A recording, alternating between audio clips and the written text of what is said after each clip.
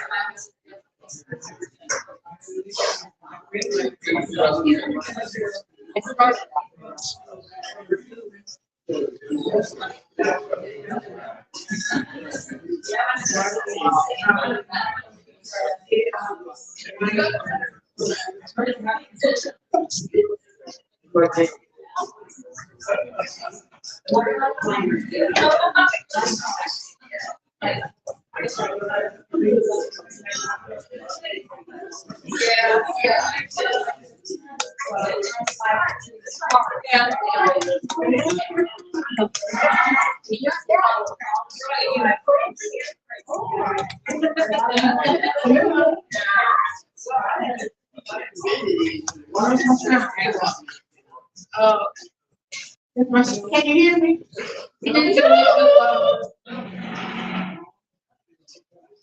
Are the speakers on?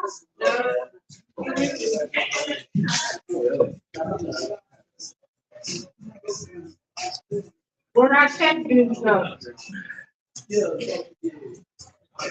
Oh, is that? What's that dog's name? Yeah. What's that dog's name? Rubio? Rufio. Rubio? Yeah. Rubio. They just Peter Pan. Where's our cat dude? We had sound a long time ago. Hallelujah. Sure.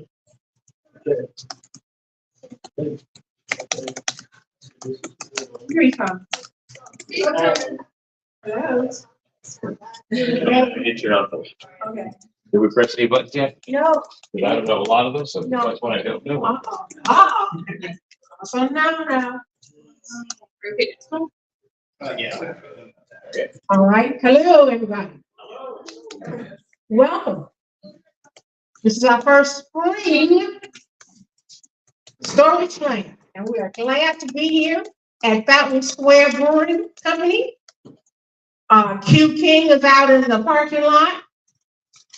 It looks good. I haven't had it yet. We've got a couple of black cats running around here trying to hide from Rufio.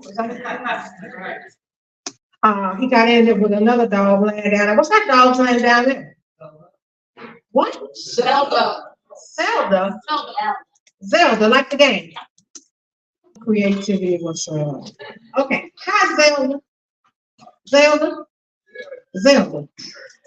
Well, she just ignored me. All right, welcome to our spring story slam. Glad you're here. Our sponsors, Storytelling Arts of Indiana and Freetown Village, as well as WFYI as our media partner. Now, some of y'all sitting back there like, what the heck is going on up there? I want to tell you now, our theme is splash. Let me say that one more time. Splash.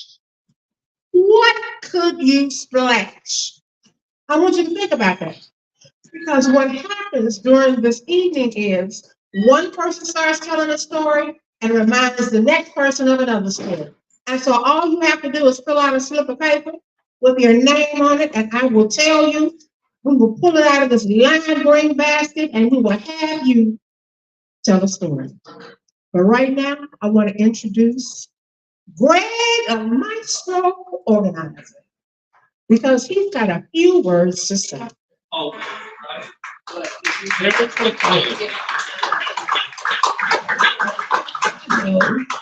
It's nice to see everybody, familiar faces, and we got some new people, which is great. It's an honor to help sponsor this with my organizing business. As you know, if you don't know, I'm also really a composer and a conductor, but I do maestro organizing on the side, and I have nothing to relate to Splash other than last week, I guess I made a splash in New York. I conducted at Carnegie Hall, and this week, I conducted a whole bunch of clutter out of a house today, and all to say it's all very emotional. Last week, the weather was awful in New York.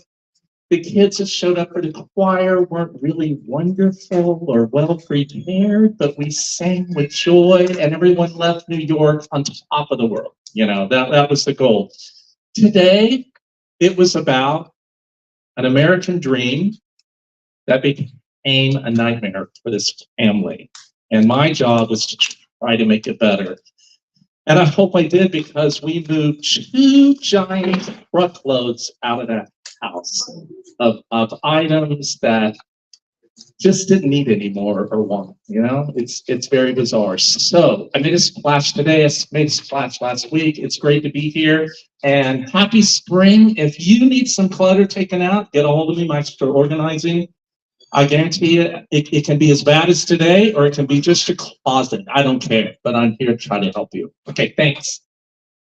Thank you. I'm the one who really needs to call him. you say that every I know. The last time you showed up, I said, if he was here, I'd hire him right now. But now my weakness is over. We would like to introduce one of our board members, the next Summer. He has some information about an upcoming fundraiser talk of the town. So Ganesh, let him in.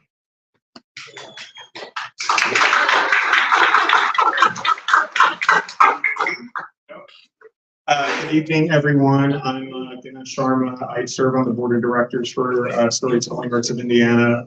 One of our great events tonight, but also we have an event on Saturday, April 13th at 7 p.m. and it is our hallmark event called Talk of the Town. So one, it's a great event because not only does it involve storytelling, but there's some fantastic storytelling around the history of the blues music as well. So a really nice event, but also it culminates our founding executive director, Ellen Munns, and her storied career as she goes on to greener pastures of retirement. So if anything, come to honor not only the events, but honor the legacy that Ellen Munns has set over the last quarter of a century-ish, I think, of this organization and what you've started, what you've created, and what will continue to impact storytelling arts of Indiana as well. But it features Reverend Robert Jones, and he'll be telling the story on the impact of blues in American music. So that is Saturday, April 13th at 7 p.m. It's at the Glick Indiana History Center.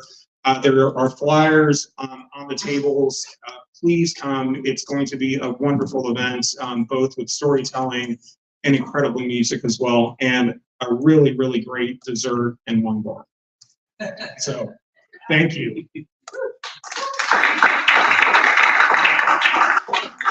I can testify to the wine, Yes. and I can testify to the dessert. Well, listen, I know you want to know the rules. That is not part of our story tonight. We got a couple of Zelda and her friend. They haven't seen each other in a while. They just had a little chat.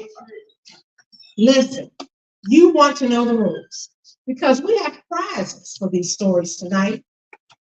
Now, splash could mean a lot of things, but I want you to know that your story has to be true, told from a first-person perspective, and it can be no longer than 5 minutes. Now, you can keep talking if you want to, but you will not win first prize if it keeps going over 5 minutes.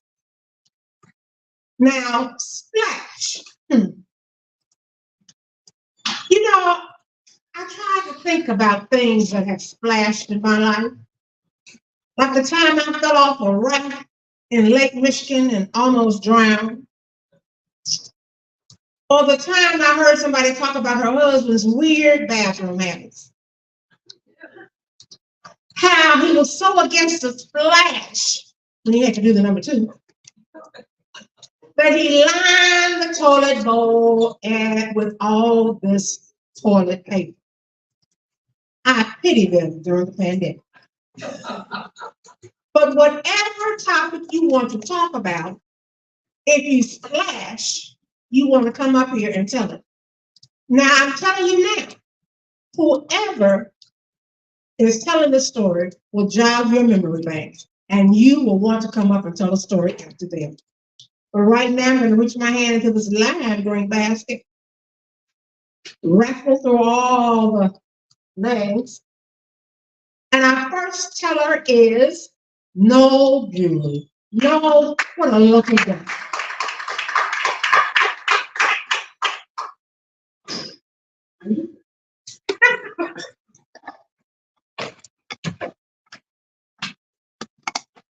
In 1968, there were no water parks that I know of, except the one at the dam at Morse Reservoir, where you could sneak in, right off of the wall by the dam, climb over the dam and slide down the dam until you hit Cicero Creek. We did that in 1968 to 1972 until the police decided we shouldn't.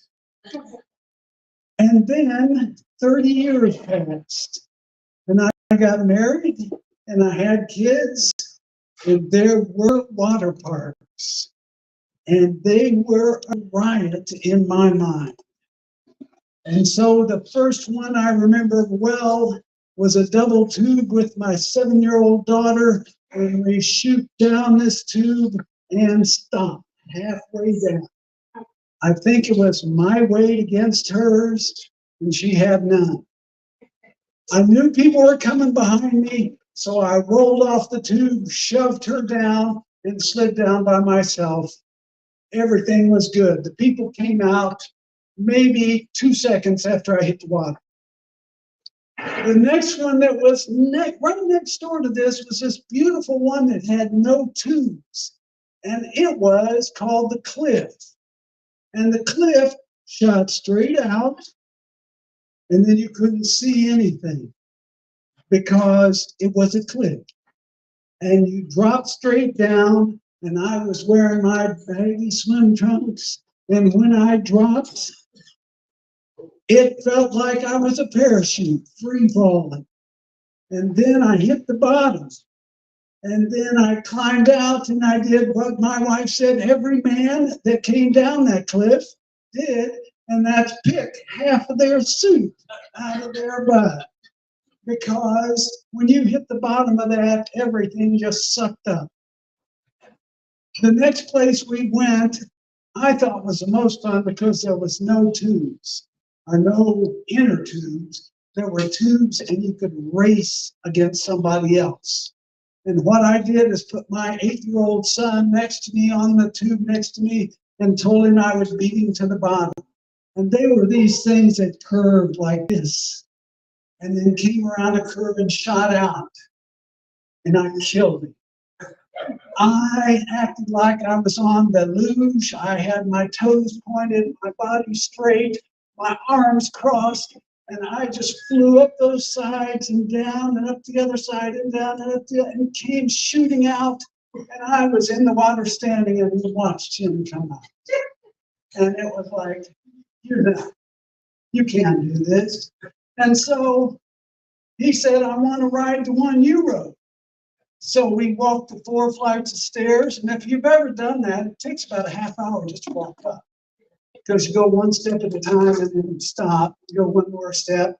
Well, we switched. And at the top, I got this great push off. And I am fine. And I've got my toes pointed and I'm laying back like this, just sliding up real high on every turn. And I get to the last turn and I get up real high, except I'm upside down. And I come out and gravity takes over. Instead of splash, you hear thunk and whistles blowing and people jumping into the pool. And I'm just standing there looking at them. I think I won. And they start screaming at me, are you all right? Are you all right? And then I noticed that there's some blood dripping down my face. And all of a sudden, they take me out and they say, you gotta stand. And they put me on a platform like this, just like this. And here I am standing, bleeding down my face and chest. We're waiting for the first aid people. And what happened was, all those people had walked a half hour up 4 flights, had to walk back down. Because I closed the pool. I closed the whole thing. And so they stood me so everybody could stare at me and give me dirty looks for however long that was. And then they let me go to first aid, no stitches, no butterfly, and I slunk out. And we did not go on any more water slides that day. And I've not been on one since. I still think dam sliding is more fun. So thank you. That's about as much splash as I can stand.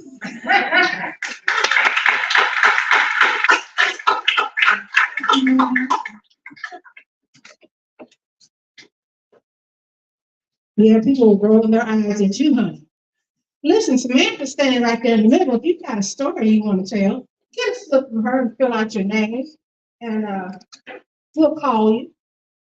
You might want to know some more activities that are going on during the spring. For instance, Conversations in Indiana African American History and Culture, tomorrow, March 21st, from 6 to 7:30 p.m. at the Indiana Landmark Center. And the topic is Recovering the History of Norwood.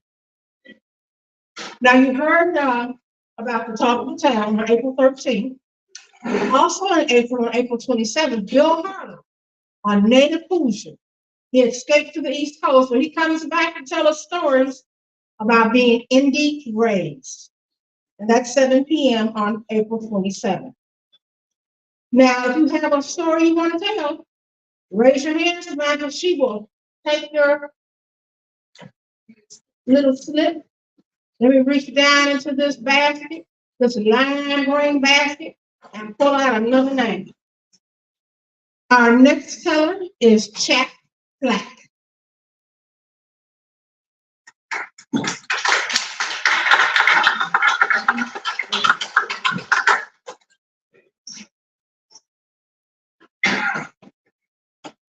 The display cases all along that corridor, he kept darting behind and between, but he had not shaken me.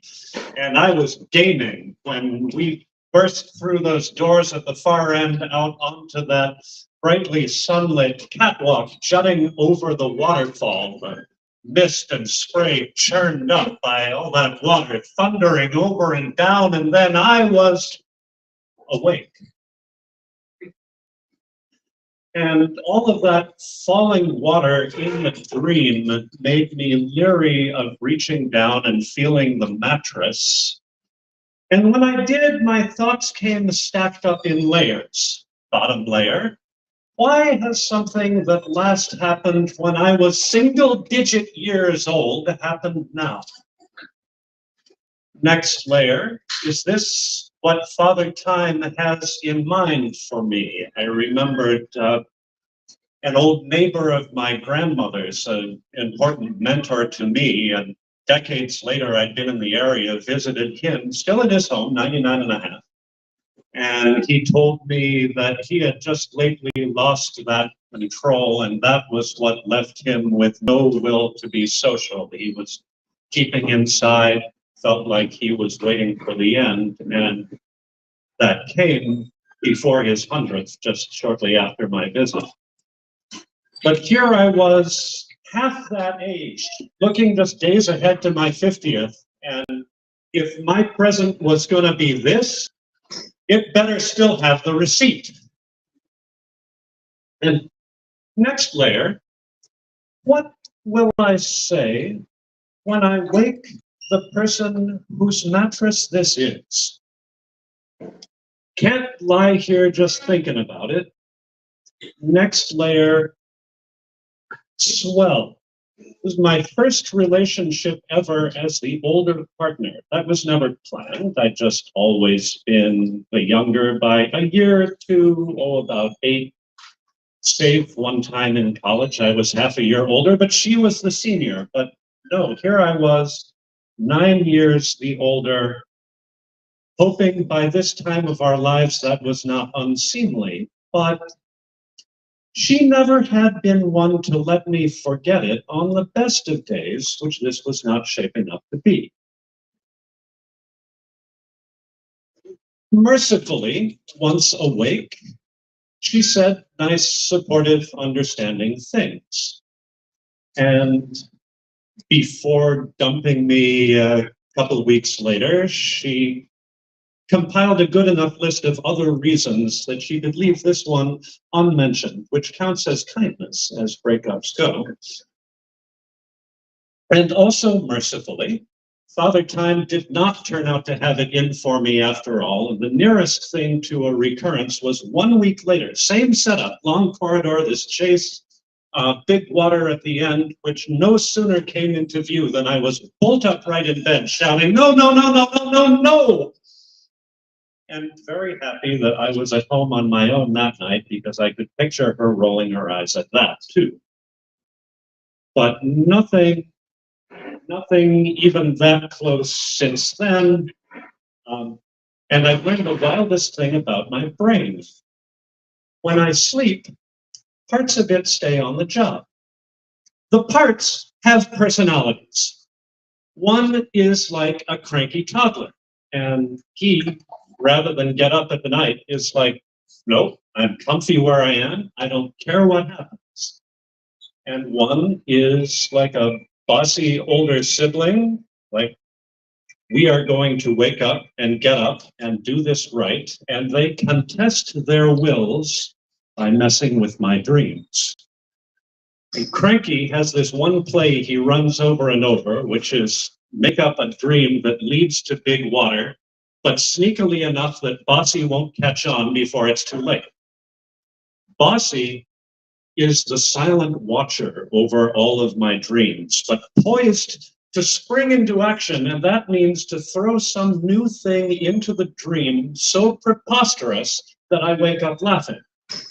The way to the water is blocked by an upside-down levitating cow, a chest-high pile of purring white cats, whatever works. And so I wake up, not embarrassed, not shouting, just laughing softly at what a wacky thing it is to have a brain.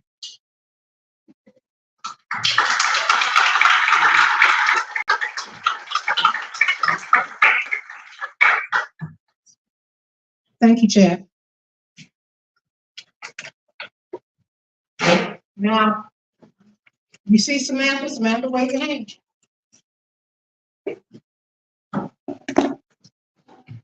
If you need to get a sign-up sheet, she'll hook you up. Because I know some of you have some more stories out there you want to tell. But right now, I want to listen to Casey song, tell a story about Splash. Hi, Casey.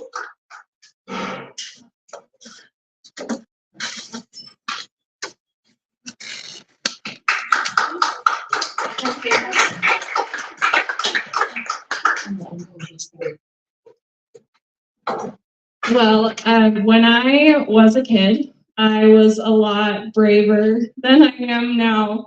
I was the kind of kid that I'd see the biggest roller coaster and I'm like, that's the one, that's the one, I'm gonna do it. And just for example, I went to Disneyland when I was 6 years old, and they had, like, if you've ever been on the Tower of Terror, they had this, like the Tower of Terror at Disneyland in California Adventure, they had, I don't even remember what it was called, but it was like the Tower of Terror, but it had no walls around you. It's just, you know, it's just the one that like launches you into the air and then pulls you down. And my parents were like, they looked at the kiddie version of that, which was the little jellyfish that like gently float up, and they're like, Casey, do you want to go on the jumping jellyfish? I'm like, nah, it's okay. I want to go on that one. So I just go on the big old rocket one. Anyway, so when I was about 9 years old, my 4th grade class participated in swimming lessons as a part of our school program. And of course, like every 9-year-old girl, I wanted to be a mermaid. And so I would spend the swimming lesson time kicking my legs like I had a mermaid tail. And did I actually learn to swim? No, I did not. But I can do a mean dog paddle if you want to see that. So after our swimming lessons, after like however long the swimming lessons were, we just had like a big celebration. We got to just swim and swim and swim in the big aquatic center. And they had diving boards. They had the smaller one, and they had the high dive. And of course, I saw the high dive. It was like 15 feet in the air or something like that. I was like, that's the one. I'm doing it.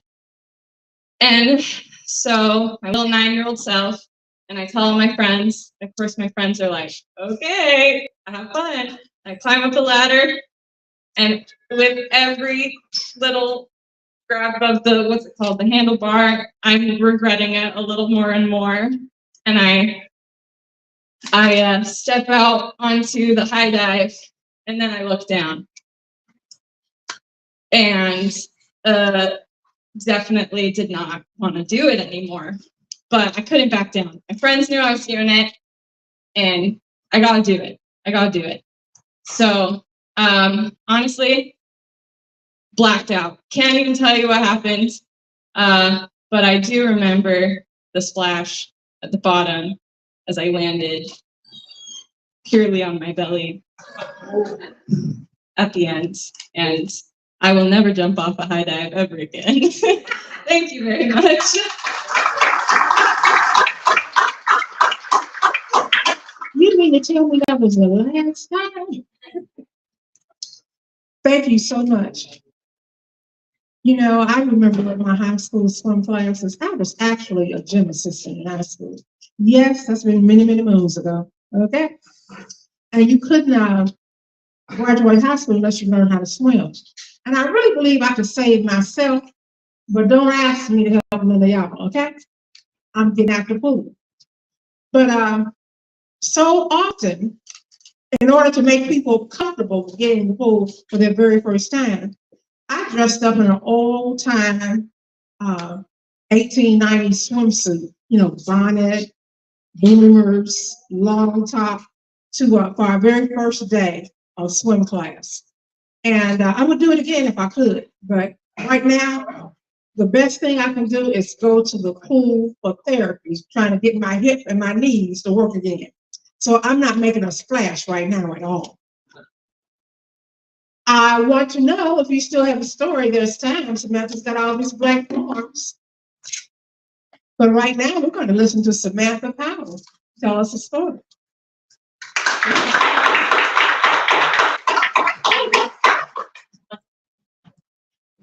Meet you. Do it. All right. So growing up, we would regularly go to a family member's lake house, and it was quite possibly the most exciting part of my summer each year. I loved jet skis. I loved the bonfires at night, the s'mores. I loved cooking out and just spending time with family and playing games. But most importantly, I loved watching the family dog play fetch into that lake over and over again. To me, that was the epitome of the American dream, the adult dream. That's what I was going to do when I was older. I was going to buy a lake house, as if that's so easy, get a dog, and the dog's going to love the lake. We're going to have a boat. It's going to be great. Fast forward to reality, a little bit older. And one day, after getting my own place with my now husband, I convinced him to adopt a dog. So, thinking back to my dream of a lake house, a boat dog, the whole thing. Did I get a lab? No. Did I get a golden? No. I got a strong, fierce, curious, 17-pound Cairn Terrier who looks just like Toto. Now, his name is Thor, though, so that makes up for the other so many pounds he's missing of fierceness. Now, Thor, like I said, he's a curious little guy. He always has been, even now in his old age. But I would say about a year after adopting him, my husband tells me that his family has a lake house that his dad has been going to since he was a little kid. Perfect. I'm thinking to myself, not only is it the man I'm going to marry, but my dreams are happening. I'm going on, baby. We're doing this. Got my dog, pack up the car, head to the lake house. And I see Thor jump out of the car and immediately start sniffing and peeing on all the bushes. Doesn't matter. He's excited. I'm excited. This is happening. So the next day we wake up super early and my husband says, let's go on the canoe. I'm not a big canoe person, but I'm like, you know what? Why not? We put Thor in his little life vest because safety first. And we put him in between the two of us on this canoe and we start paddling out to the middle of the lake. Now, Thor being the curious little guy he is, and the canoe being older than probably twice my age, has some spider webs and Thor starts to sniff around. At one point I said, so, did your dad and his family start coming to the lake at this lake house that we're staying at? And my husband says, oh, no. They stayed over there. And next thing I know, I hear not so much a splash, but a kaplunk.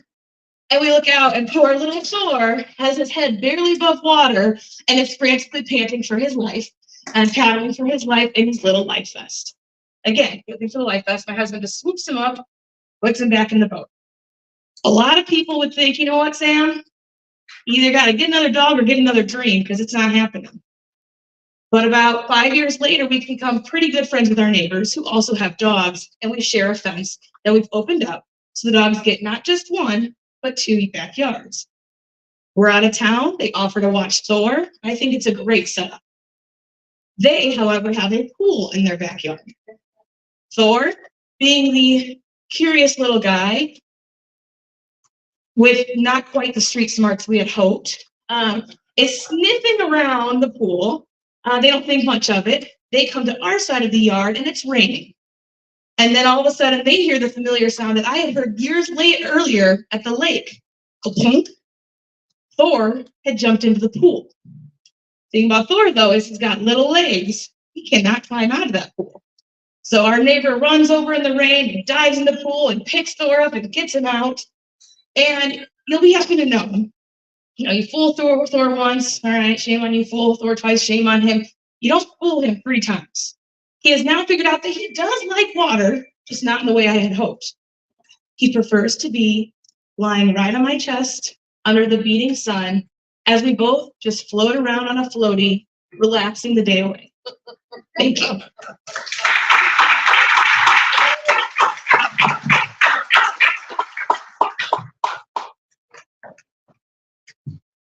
That was pretty good. Thank you.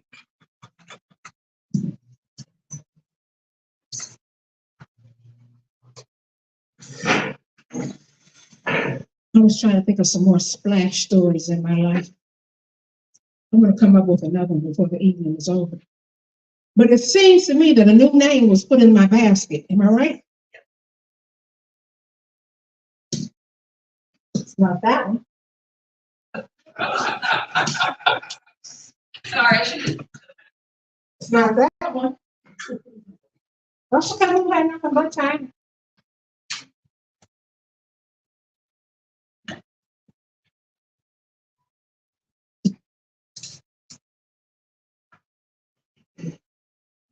Aha! It's Andrew Bryant. Andrew Bryant, come on.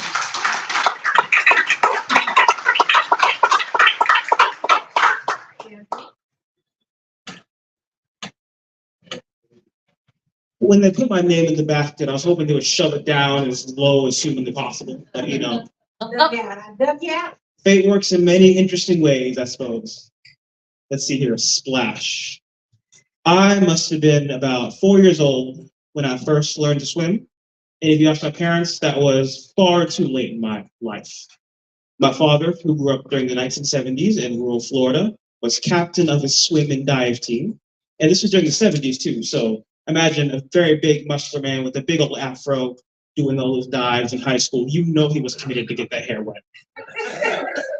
And on top of that as well, my mother grew up in a Caribbean island, so she lived a mere mile or 2 from the actual ocean, go out all the time when she was young. So for me, at 4 years old, to say, I know how to swim, my parents were like, what do you mean you know how to swim? At that moment, I was like, you have been around for my entire life. If you didn't teach me how to swim, how would I know how to swim? And so my mom said, absolutely not. We're taking you down to the YMCA, and you're going to learn how to swim. And I don't know if every 4-year-old has a bit of this ego, but they put me in the most rudimentary swim class that they had at the time. And, I was 4, everybody else in the class like at 3, 2 years old. And I was like, I'm better than these young kids here. They don't know nothing about nothing. I'm 4. Like, don't put me in the baby class with them. And yet, try as I might, couldn't swim. I think there was too many things I was thinking about at the same time. I was like, left arm, gotta do this, right arm, gotta do this, legs can't cooperate at the same time. Couldn't figure out swimming for the life of me.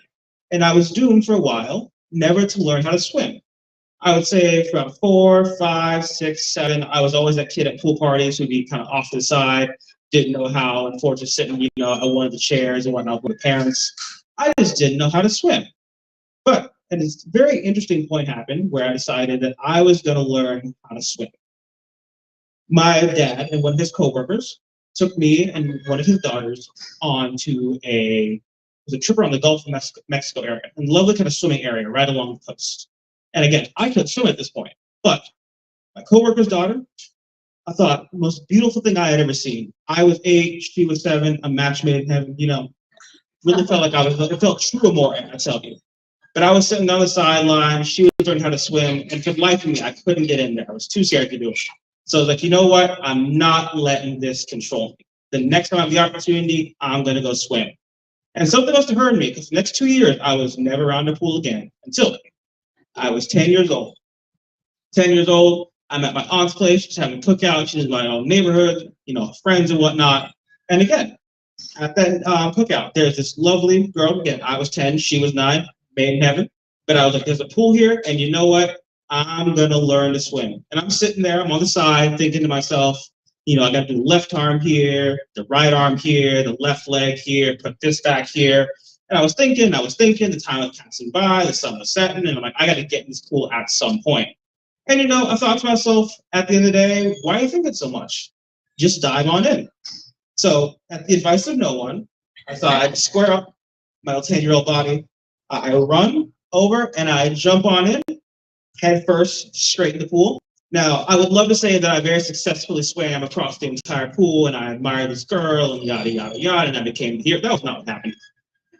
I kind of just like floated there. I was kind of stunned. And then 30 seconds later, some adult scooped me up and put me right on out. But at the end of the day, after all the experiences, every time I was on the pool, I just kept diving on in, got a little bit each time. I got 1 foot, 2 foot, 3 feet, and whatnot. And now I can say very proudly that I know exactly how to swim, at least from one side of the pool to the other side of the pool. I don't know about getting back. I don't have the stamina, but from one side of the pool to the other side of the pool, I can tell you I can swim. Thank you very much.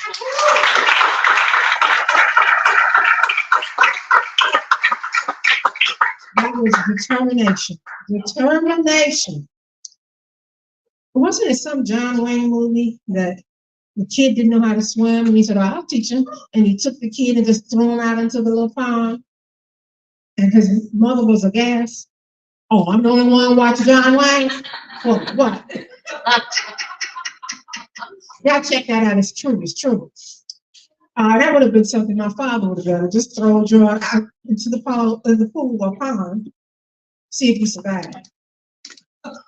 Is there anyone else who has a story to tell? I don't have nothing to do. We're full. We've had Q from the Q King. It's me. Well, Shannon Sampson is going to tell us the story. Thank you. No, I don't want you to move. You can be my spirit animal, my inspiration, my muse. I don't have any children, but I am nailing it as an unwed teenage dog mom. I'm really good at it. My dog is very well behaved. Everyone says so. I mean, she should be. I spoil her rotten, and she is completely imprinted on me, as they say, like if she were like a baby goose, whatever. But there is one black mark on my stellar record of being a great dog mom. I moved into a house, and she, at first, she's trying to feel out the house. I knew that I needed to get the front gate fixed, but I could tell that she wasn't really going past the gate. She was staying pretty much in the yard. And I was outside one day, and she was with me, of course. And I thought I could trust her to stay in the yard, right? And I was busy. I was vacuuming the foyer. In my house, it's fancy. It's the foyer. So I was standing by the door anyway. So you know how your dog is like, I'm in charge. And you're like, but I think I am. I'm like, come in. And she wouldn't. She's like, I want to stay out here. And I'm like, fine, I'll keep an eye on you from here. And I'm vacuuming. And I got distracted by vacuuming. And when I looked outside, she was gone. And I walked out there and I yelled her name. Her name is Matt Damon. I'm like, Matt. And she didn't come right away. And she always comes right away. And then I saw this preteen boy in my neighborhood coming toward me running. And I was like, this is it. Oh, shit. Something bad has happened. And because he is a preteen boy, he had no verbal skills whatsoever talking to the neighbor lady. He's like, Matt, car, Matt. And I was like, oh my God, did she get hit by a car? And all of a sudden, here comes Matt Damon. And she's like, hey, and my dog was trying to trick me because she knew she got out of the yard and wasn't supposed to. So she was like, hey, I'm here. I've been here the whole time. What's up? And I was like, Aiden, did the dog get hit by a car? And he goes, yes. And I said, but she's fine. She's right here. And he said, no, I saw it. I said, well, did you run into the car and it spit her out? And he goes, no, it ran over her. I was like, well, she's standing here, right? And she's just like, hey, what's up? I love you, wagging her tail. So I was like, oh, I dodged a bullet. And I said, thank you, Aiden. I went inside and I watched her. And she was acting crazy. Something clearly happened because she just was staring at the wall. and she wouldn't lay down, and she was clearly in shock. So I decided, again, the black mark on my stellar dog mom career, I said, I'll give you a bath. That will fix everything. And I had her in the tub. She was still acting very strange, and I could tell there were some marks on her, some red marks. And it was the day before Thanksgiving. And I said, well, if I take you to the emergency vet tomorrow, it's going to cost a fortune. I'll take you to the vet today. So I said, get in the car. And she did. She jumped right into the car. I didn't have to lift her. I take her to the vet, and the vet says, she's clearly been hit by a car. Look at all this road rash underneath her. So, I mean, Matt Damon is like a 50-pound dog. Okay, she probably should weigh like 45 pounds, but due to my love and excessive treats, she weighs about 55 pounds. And I don't see a lot of her undercarriage, if you will. And so I was like, he's like, look at all this road rash. He's like, there's rocks stuck in her skin. And he goes, and do you see this? This is her Achilles tendon hanging out of her leg. How did you miss this? And I was like, wishful thinking, denial of being very powerful. I knew I did a bad thing and I didn't want to face it. That's how, sir. So anyway, she was fine. He did give her some drugs. And that was the saddest part because the drugs made her so spacey. And so for Thanksgiving, she was completely catatonic. And afterwards, we went to my mom's. I took her in the car, and I just wept most of that, Black Wednesday, as they call it. And my mom's like, she's fine. She's fine. Why are you freaking out? I'm like, because I'm such a bad dog, Mom. That's why. I had so much guilt. The postscript to this story is I talked to Aiden's mom, and she had, was concerned about his welfare, witnessing something so terrible. And she said, Aiden, are you okay after seeing poor Matt Damon get hit by a car? And he's like, yeah, Mom, I didn't get hit. The dog did. Thank you.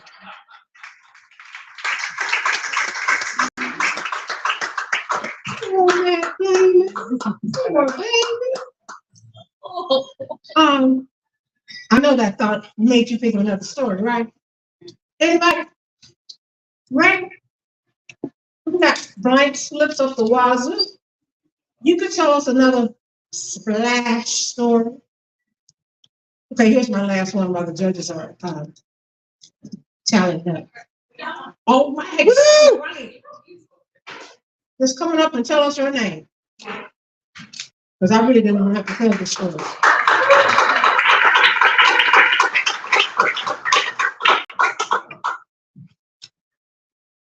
Hi, I'm Rachel, and I've never been here before. So let's see just how far outside my comfort zone we can get today. All right. So my story starts way back when I was in college, when I first started dating what is now my ex-husband, but we're going to pretend that that was not our future because we didn't know that. Okay? And it was early on, it's like before you really start dating and you're like, I kind of like you. I would ask you to be my boyfriend because do people still do that?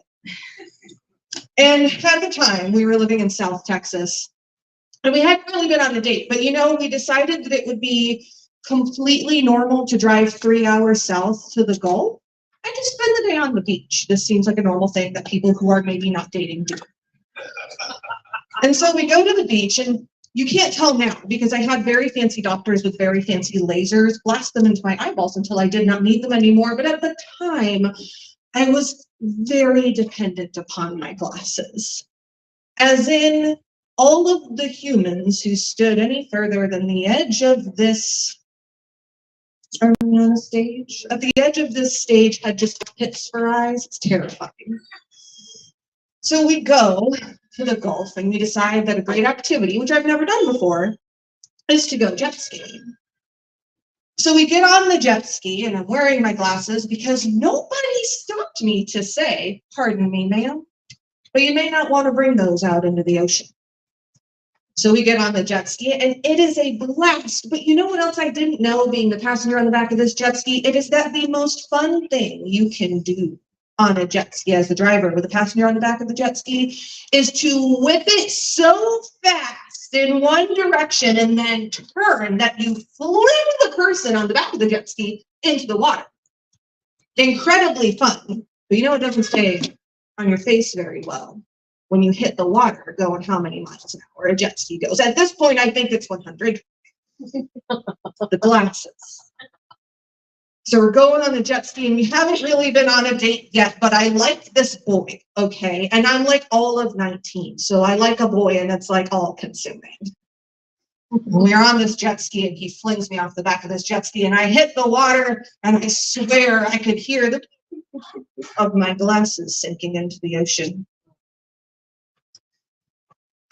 I swim back to the blur of what I think is the jet ski somewhere in the distance. In a sea of what I realize are jellyfish.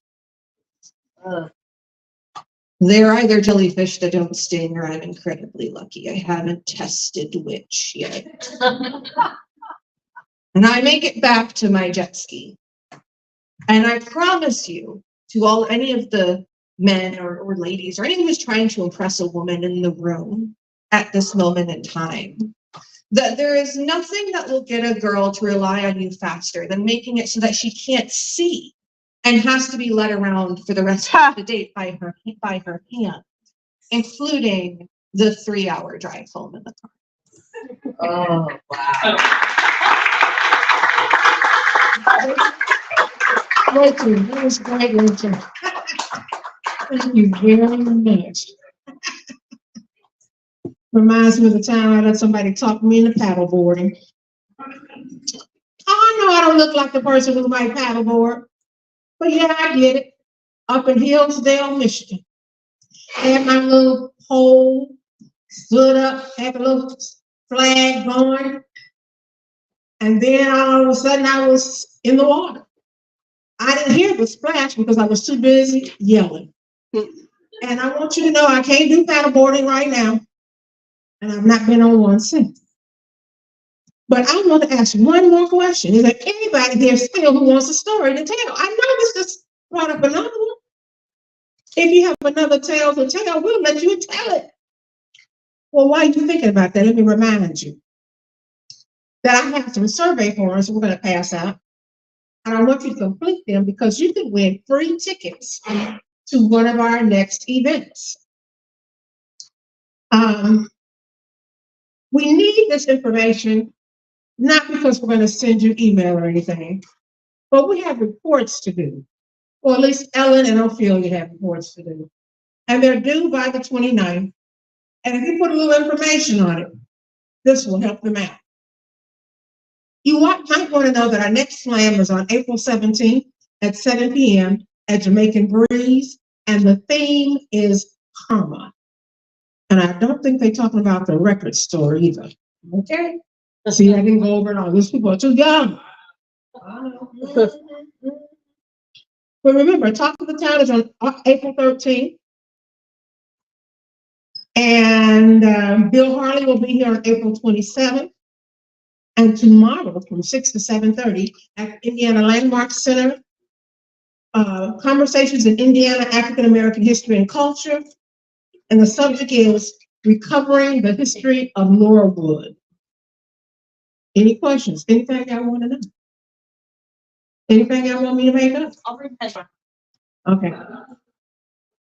And we are going to have a drawing before you leave here. Did I tell you what the prizes were? Cash. Cash money. First prize is $50. That would have bought your dinner tonight. You know what I'm saying here? I forget the other amounts, but it's cash. And you could be happy. We'd like to thank our sponsors, Maestro Organizing, Storytelling Arts of Indiana, Freetown Village, and WFY. And we'd like to thank Fountain Square Brewing Company for letting us come in. Thank you so much. The last time the judging was over, and I got one more person to come to the stage and tell stories. They didn't get judged, so we're not going to do that tonight. But right now, we want you to fill out one of those canary yellow slips. See if you can win free tickets to one of our next events. And I hope to see you April 17th at Jamaican Breeze. And the theme is what? Karma. Okay, thank you. Am I waiting to give the results? Yes.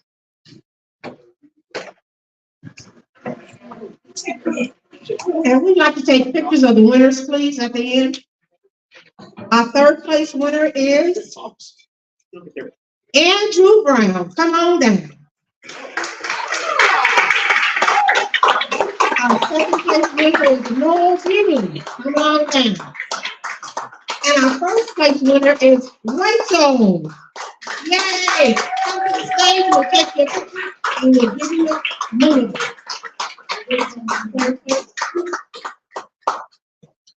Second place, congratulations. First place. I know you did, that's what's so good about this. All right, let's take your pictures so we can splash you all over our newsletter. I'd like to thank everyone for coming. And I'm gonna move back away.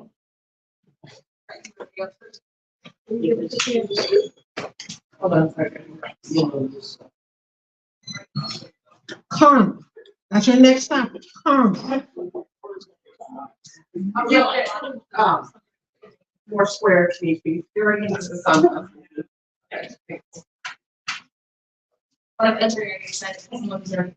Take one more.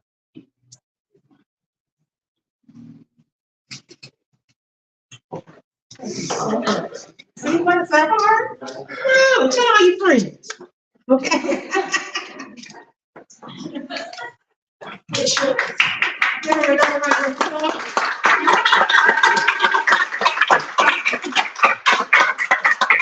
If you complete your surveys, we will pull a name at the very end and see who wins complimentary tickets to our next event.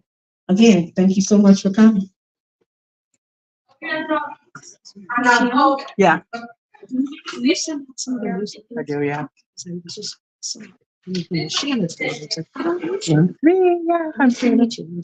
everybody turned theirs in? Contact with, oh, thank you. Thank you. I got the tickets. This is not a joke. This is not a prank.